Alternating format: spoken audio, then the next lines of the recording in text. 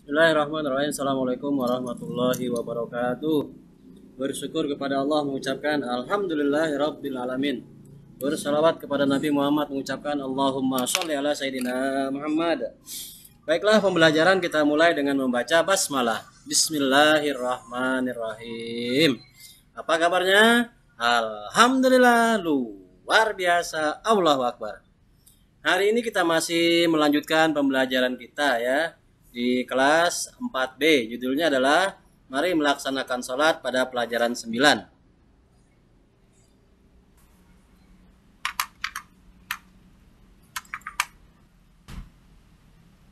Pada pelajaran 9 ini nanti kita akan membahas banyak hal ya, yaitu keutamaan sholat, makna bacaan sholat, perilaku yang mencerminkan pemahaman ibadah sholat, dan pengalaman sholat di rumah dan di masjid ya. Untuk hari ini kita akan membahas dua, yaitu bagian A, keutamaan sholat dan makna bacaan sholat. Ya, baik. Untuk mengingatkan kembali, sholat ya. Sholat adalah ibadah yang wajib dilaksanakan bagi setiap muslim. Muslim itu siapa? Itu orang yang beragama Islam, baik laki-laki maupun perempuan ya. Kemudian selama dia masih memiliki akal dan ingatannya masih normal. Jadi kalau dia punya akal dan ingatannya normal, maka baginya adalah wajib. Namun sekalipun dia muslim, berislam, laki-laki dan perempuan, kalau akalnya tidak normal, ingatannya tidak normal, maka dia tidak wajib sholat. Jadi kalau kalian mau tidak sholat, berarti ingatannya, akalnya tidak normal ya. Kalau mau dikatakan tidak normal, tidak usah sholat ya. Kalau kalian sudah diwajibkan ya. Kemudian keutamaannya banyak sekali ya, banyak sekali keutamaan dalam melaksanakan sholat. Di antaranya sholat termasuk rukun ya, rukun Islam. Yang keberapa? Yang kedua setelah syahadatain. Kemudian tadi juga sudah disebutkan sholat diwajibkan atas orang beriman, muslim, muslimah ya. Kemudian sholat merupakan amal perbuatan yang pertama kali yang akan ditanya di hari kiamat. Jadi nanti hari kiamat yang paling pertama ditanya adalah sholat ya. Awwalu ma yuhasabu as-sholat. Yang paling pertama dihisab nanti di akhirat adalah sholat. Jika sholatnya baik, maka amal ibadah yang lain juga akan dihitung baik. Tapi kalau sholatnya rusak, bolong-bolong, maka amal ibadah yang lain tidak akan dihitung. Ya seperti puasa, zakat, haji itu tidak akan dihitung kalau sholatnya tidak sempurna ya. Kemudian yang berikutnya adalah termasuk amal yang paling disukai Allah. Jadi amalan yang paling disukai oleh Allah selain puasa itu adalah sholat. Kemudian sholat juga dapat menghapuskan kesalahan-kesalahan dan menghilangkan keburukan. Selain itu, sholat juga dapat mencegah dari perbuatan keji dan mungkar. Inna sholata tanha anil fahsya wal mungkar. Sungguhnya sholat itu mencegah dari perbuatan keji dan mungkar.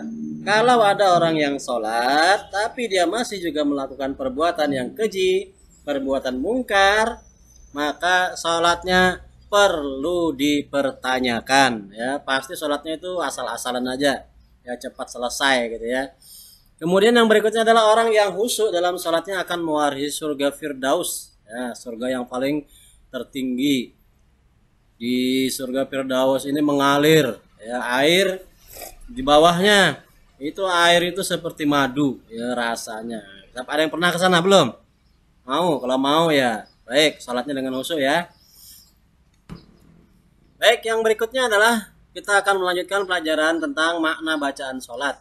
Pada saat pelaksanaan sholat itu banyak sekali gerakan-gerakannya.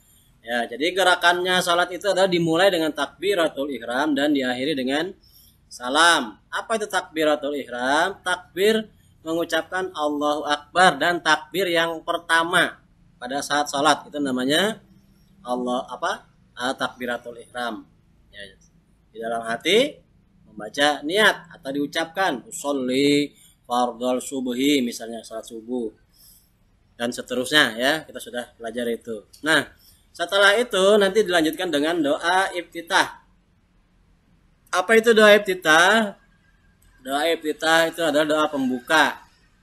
Hafal tidak? Ya, Allahu Akbar kabira walhamdulillahi katsira dan seterusnya ya. Jadi kita mengakui bahwa Allah itu maha besar, segala puji hanya bagi Allah dan seterusnya. Itu namanya apa tadi? Doa iftitah. Setelah itu kita membaca surah Al-Fatihah. Kalau doa iftitah tadi tidak wajib, tidak dibaca, tidak apa-apa, salat tetap sah. Tapi untuk surah Al-Fatihah ini wajib, tidak boleh ditinggal. Kalau ditinggal maka salatnya tidak sah ya. Boleh dimulai dengan Bismillahirrahmanirrahim, atau ada juga langsung baca Fatihahnya Alhamdulillahirabbil alamin ya. Nah, jadi ketika kita membaca Bismillahirrahmanirrahim, maka di hati kita membaca apa? Dengan nama Allah yang Maha Pengasih lagi Maha Penyayang. Alhamdulillahirabbil alamin. Di hati kita membaca artinya apa? Segala puji bagi Allah Tuhan semesta alam. Ar-Rahmanir-Rahim, yang Maha Pengasih lagi Maha Penyayang, dan seterusnya.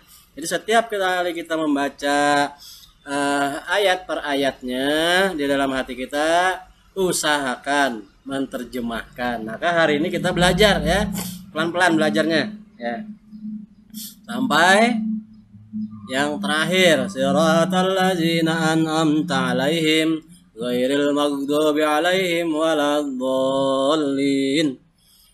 Apa artinya? Ya, tunjukilah kami jalan orang-orang yang telah Engkau beri nikmat, bukan mereka yang dimurkai dan bukan pula mereka yang sesat. Jadi kita memohon sebagai seorang hamba, memohon kepada Allah agar kita ditunjuki jalan yang jalan yang lurus, jalan yang benar, sebagaimana orang yang telah diberi nikmat, dan bukan jalan orang yang dimurkai oleh Allah dan sesat. Ya, itu permohonan kita setiap kali salat. Kemudian setelah membaca surah Al-Fatihah, boleh dilanjutkan dengan surah-surah pendek yang dihafal. Kalau enggak juga tidak apa-apa ya. Jadi itu sunnah saja. Setelah itu kemudian ruku. Ya, ruku. Kita kemarin juga sudah praktek di kelas 2, sudah. Salat ini kelas 1 juga sudah. Sekarang bacaannya ya. Ruku itu seperti apa? Ya, badan dibungkukkan. Itu namanya ruku. Kemudian membaca apa? Subhana rabbiyal azimi wa bihamdih. Maha suci Tuhanku yang maha agung dan segala puji baginya. Jadi ketika kita membaca Subhana rabbiyal azim, dalam hati kita mengucapkan maha suci Allah yang maha agung ya. Kemudian bangkit dari ruku, namanya i'tidal, sambil membaca ya sami Allahu liman hamidah. Allah sesungguhnya mendengarkan ya, jadi Allah itu maha mendengar. Jadi ketika kita i'tidal dibaca sami Allahu liman hamidah dan seterusnya ya. Boleh lengkap sampai habis ya.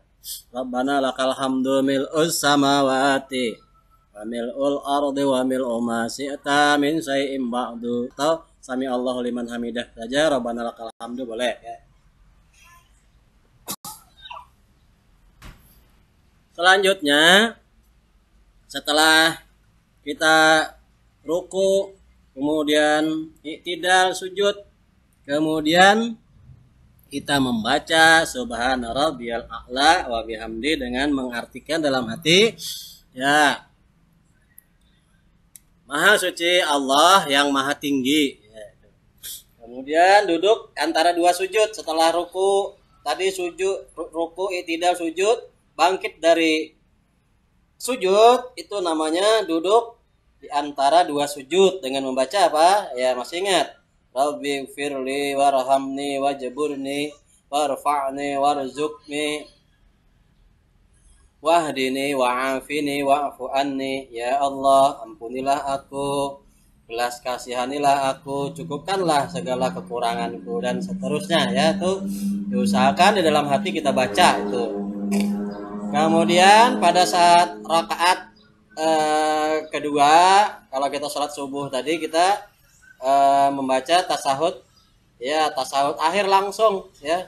Kalau sholat maghrib, sholat isya, zuhur, asar ada tahiyat awalnya ya.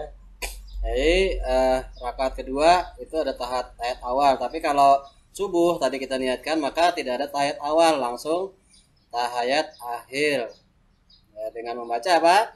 At-tahiyatul mubarakatus salawatut thayyibatu lillah. Assalamu alayka ayyuhan nabiyyu wa rahmatullahi wa barakatuh. Dan seterusnya. Kemudian di hati kita membaca, ya, segala kehormatan, keberkahan, kebahagiaan, kebaikan bagi Allah. Ya, jadi ketika Allah memiliki kehormatan, keberkahan, kebahagiaan, kebaikan, maka kita pun akan dilimpahkan kepada kita, ya. Jadi itu sebenarnya doa itu adalah untuk kita, bukan untuk Allah, ya. Ya. Kemudian setelah tasahud akhir atau tahiyat akhir tadi, kita akhiri dengan mengucapkan salam, ya, menoleh ke kanan, ya. Assalamualaikum warahmatullahi wabarakatuh, sambil menoleh ke kanan, ya. Mudah-mudahan kesejahteraan dilimpahkan kepada kaum sekalian serta rahmat Allah dan berkahnya. Setelah itu menoleh ke sebelah kiri, ucapkan lagi salam. Assalamualaikum warahmatullahi wabarakatuh. Dalam hati kita ucapkan, mudah-mudahan kesejahteraan dilimpahkan kepada kamu sekalian, ya. Jangan dijawab, ya. Kalau temannya ucapkan salam pada saat sholat, ya, itu tidak wajib dijawab, ya. Ya. Dan itu menandakan bahwa sholat kita sudah selesai. Nah, maka dengan selesainya pembelajaran kita tadi, apa yang harus kita lakukan? Apa kegiatan kita?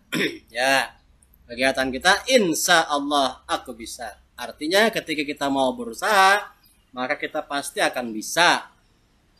Bagaimana caranya? Yaitu kita berusaha untuk menghafalkan bacaan salat tadi dan maknanya agar salat kita lebih khusyuk dan membekas. Ketika salat kita khusyuk, apa yang kita dapatkan tadi?